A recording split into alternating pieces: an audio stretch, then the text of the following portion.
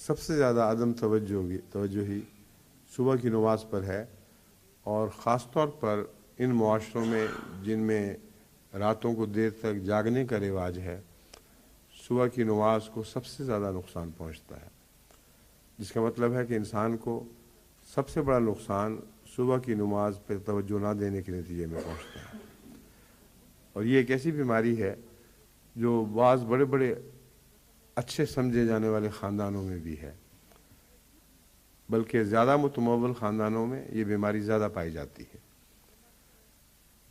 اکثر میں نے دیکھا ہے کہ ایسے لوگ راتیں دیر تک جاگ کر گزارتے ہیں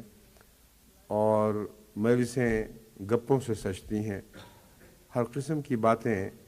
جن کا زندگی کی حقیقتوں سے کوئی تعلق نہ بھی ہو، محض کپڑوں کی باتیں ہی ہوں، ان باتوں میں بے حد وقت خرچ کیا جاتا ہے، اور جب صبح تھک ہار کر زندگی میں انسانی توجہ میں کوئی جان نہ رہے اور گہری توجہ کے ساتھ نماز پڑھنے کی اہلیت ہی نہ رہے، اس وقت وہ تھکے ہارے سو جاتے ہیں، اور پھر صبح 10-11 بجے آنکھ کھلی جبکہ نماز ہاتھ سے نکل گئی۔ اور یہ اس آیت کریمہ کے بین ہی مخالف بات ہے۔ یہ بیماری ہر گھر میں پائی جاتی ہے،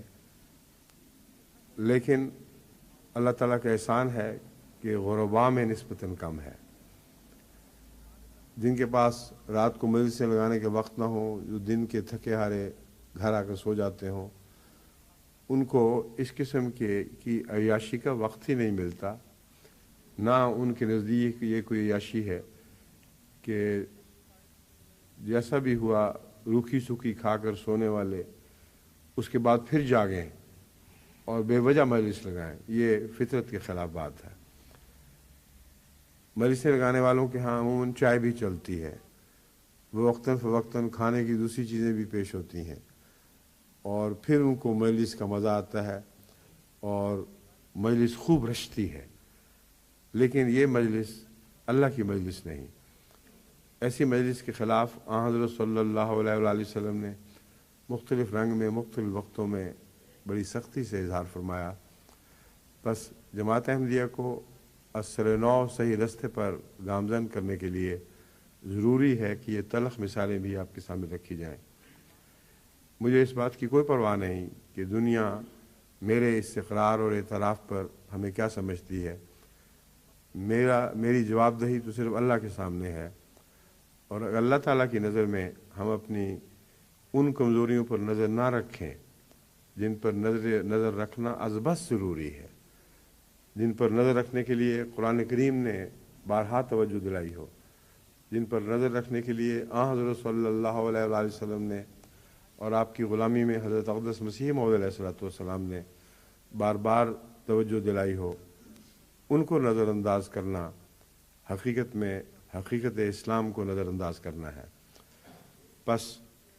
میں اس بیان سے نہیں شرماتا کہ یہ کمزوری ہماری جماعت میں پائی جاتی ہے، اور خصوصاً جماعت کے ایک ایسے طبقے میں پائی جاتی ہے جس کا ہر خاندان سے تعلق ہے۔ حضرت مسیح موعود علیہ السلام کے خاندان سے بھی تعلق ہے۔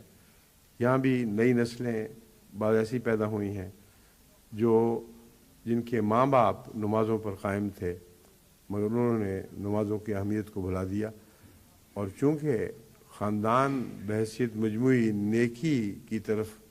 لے جانے والا خاندان ہے، روایات کے لحاظ سے میرا مطلب ہے، اور عموماً یہ لوگ چندوں میں بھی آگے ہیں اور دن کی نمازیں بھی ٹھیک ادا کرتے ہیں، اس لیے صبح کی نماز کو چھوڑنا ان کو کوئی بدی دکھائی نہیں دیتا، جو بالکل غلط ہے۔ صبح کی نماز کو چھوڑنا